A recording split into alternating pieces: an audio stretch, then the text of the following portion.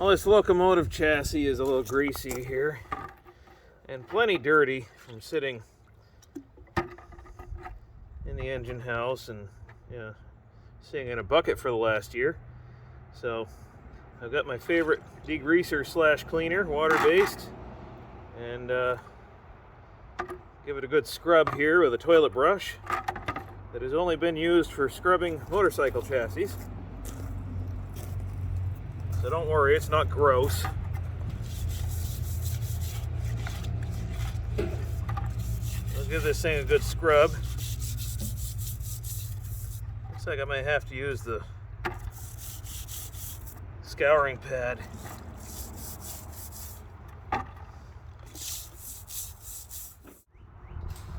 You know, sometimes you find stuff when you're cleaning things up, things that you don't want to see, things that you don't want to find, but when you find them, you got to fix them anyway. This is one of them. This coupler pocket here, bent down pretty bad, so that means I'm gonna have to blacksmith it back into shape. I don't know if this is gonna heat it enough. Probably not. Worth a try, I suppose. Get it good and hot. Maybe.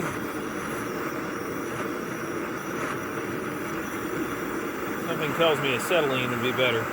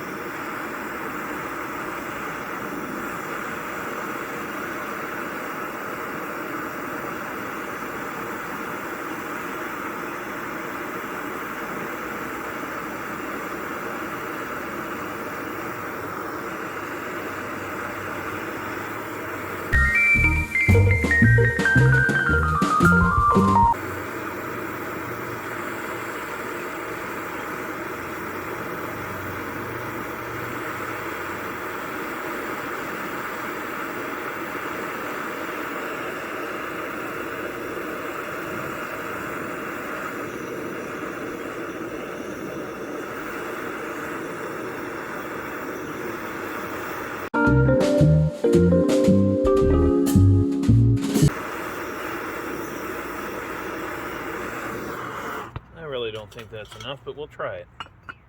Maybe this way.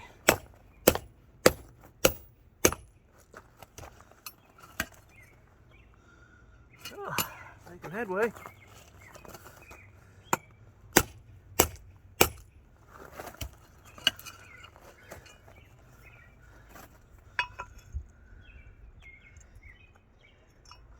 She's more square than she was, so try a couple of more whacks.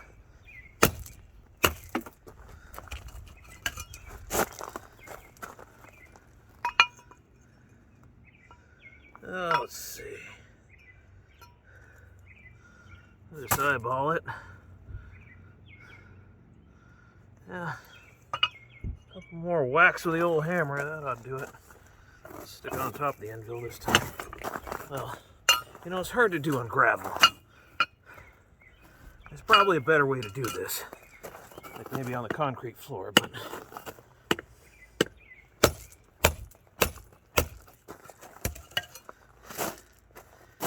since when do I do things the easy way? I think that looks square enough to me. You've got lens distortion, but anyway.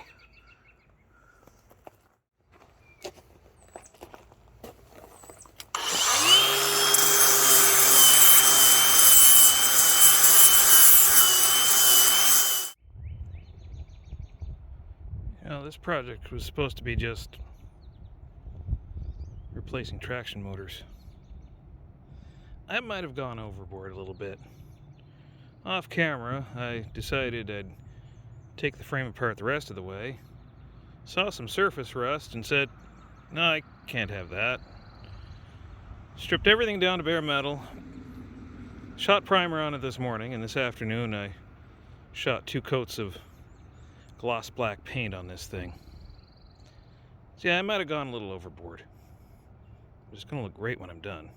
At least the chassis will look great. Body, on the other hand, I think that's going to take a little more work. It's got some cracks in it and some pieces missing, and yeah, this is going to take longer than I thought. Oh well. Alrighty, so got my Allen wrench here. Crank this thing down, start squaring things up.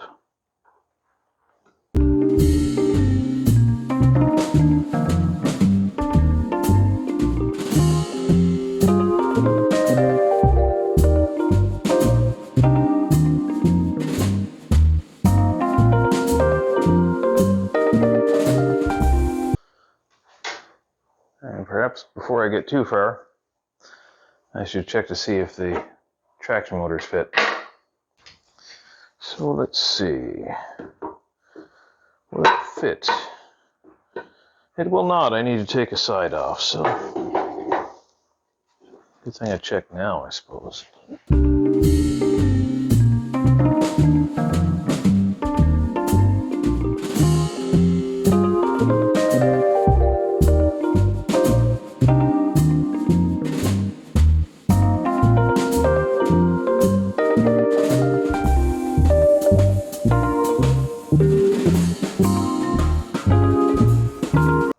Now for the slightly more exciting part, putting these bearing blocks in.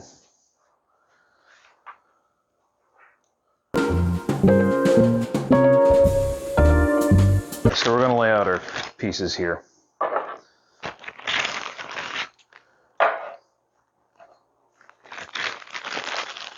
These are our bearing blocks. I've already put one on.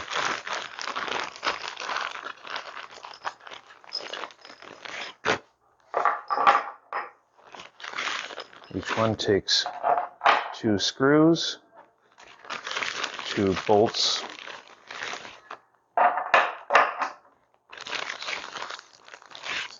each one takes 2 springs.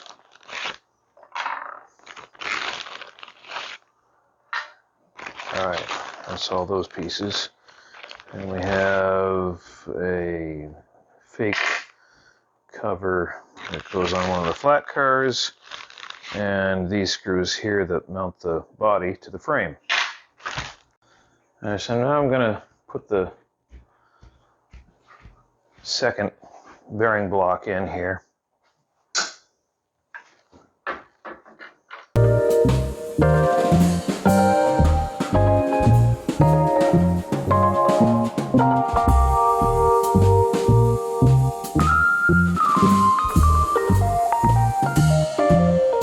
All right, now for getting the deck on here.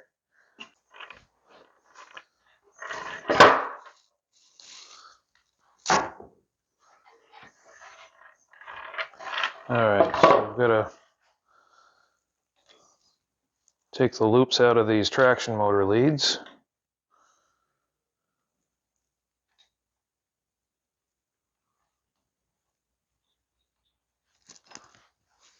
There we go.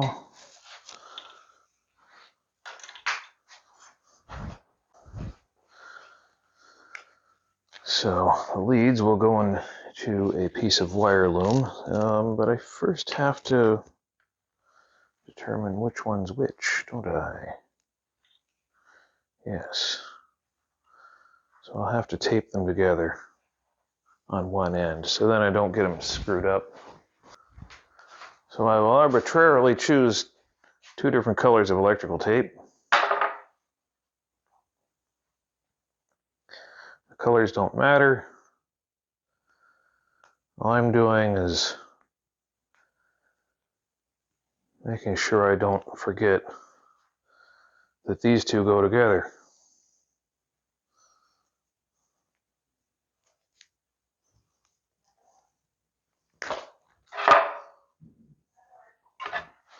And these other 2 belong to the other traction motor.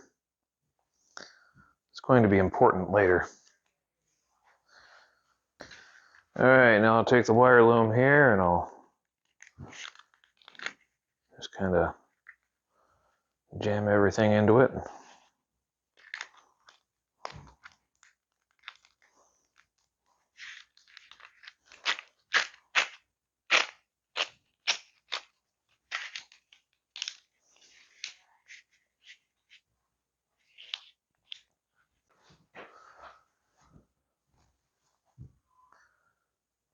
So I'll take some black electrical tape and I will close up the split in the wire loom.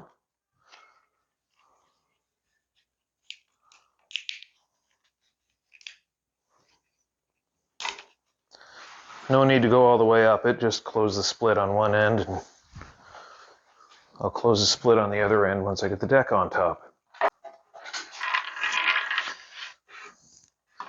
All right, before we push that up through, let's see how this lines up.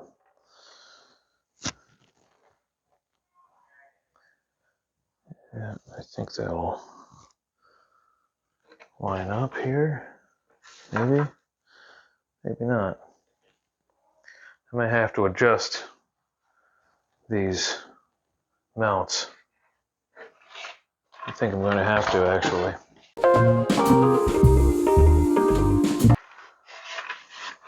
Once it's all together, shove the wires up through here.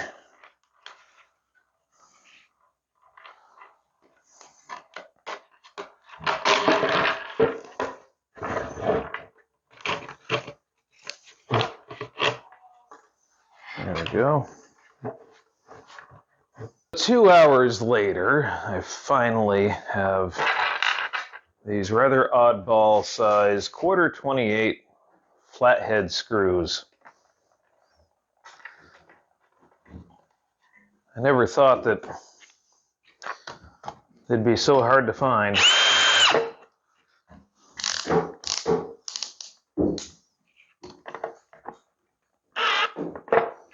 All right, I've got to get an extension for that. Alrighty.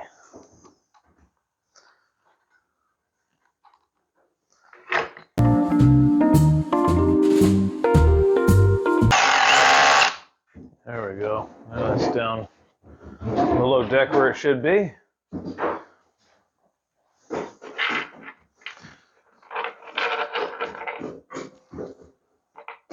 I ended up buying 8 of these screws because they were so hard to find.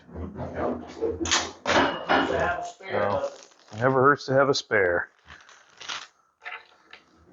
And the 4 old ones are so beat up, and the heads are so stripped that really can't reuse them. All right, so the next thing to do is start putting the electronics together on this thing. And that will have to wait for another video. So thank you for watching. Today's video was brought to you by the manufacturer of this locomotive, Plum Cove Studios. Plum Cove Studios makes this nice little locomotive here called the Generic Electric. I'll just move the camera back, give you a better view of this one here. This is a 10-year-old one and fairly beat up, and I don't have the couplers in it right now, but they're a neat little 2-motor, 2-axle locomotive, as you're seeing the innards of it.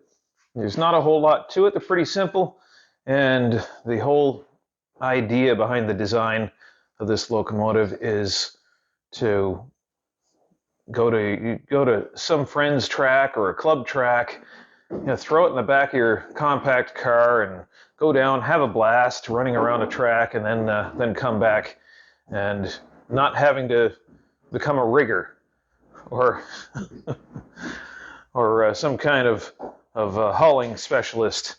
It's a great little engine. Its idea is just to be small and easy to take around. So plumcovestudios.com, that's plumcovestudios.com, and we thank Plum Cove Studios for the parts support and for sponsoring this video. If you did like this video, please hit the like button, share it, subscribe if you would like to subscribe, or don't. It's totally up to you. You're your own person. Thank you for watching. Have yourself a great day. Oh, I put this on backwards.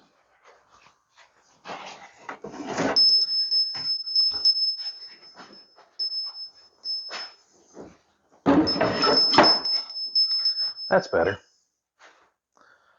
How did I know it was backwards? Well, I've got this hole here threaded for a safety chain. I don't have a safety chain hole in the front. Not yet, anyway. I gotta drill that and tap it. All things to do.